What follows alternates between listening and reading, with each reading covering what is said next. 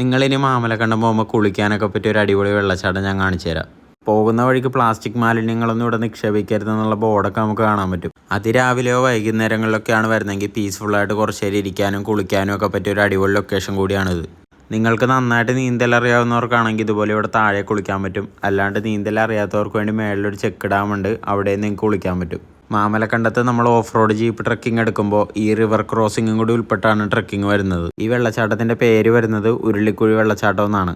അതുമാത്രമല്ല, നിങ്ങളുടെ കയ്യിൽ ഒരു 4x4 വണ്ടിയാണുള്ളതെങ്കിൽ അത്യാവശ്യം വണ്ടി ഇവിടെ വെള്ളത്തിൽ ഇറക്കാനുള്ളൊരു സൗകര്യമൊക്കെ ഇവിടെ ഉണ്ട്. അപ്പോൾ ഇനി നിങ്ങൾ മാമലക്കണ്ടം വരുവാണെങ്കിൽ ഈ ലൊക്കേഷനിൽ വരാൻ മറക്കണ്ട. ട്രക്കിങ്ങിനിടയ്ക്ക് ജീപ്പൊക്കെ ഇതുപോലെ ഇറങ്ങി വരുന്നതൊക്കെ നമുക്ക് ഇവിടെ നിന്ന് കണ്ട് ആസ്വദിക്കാൻ പറ്റും. അപ്പോൾ നമുക്കിനി വേറൊരു വീഡിയോ ആയിട്ട് കാണാം.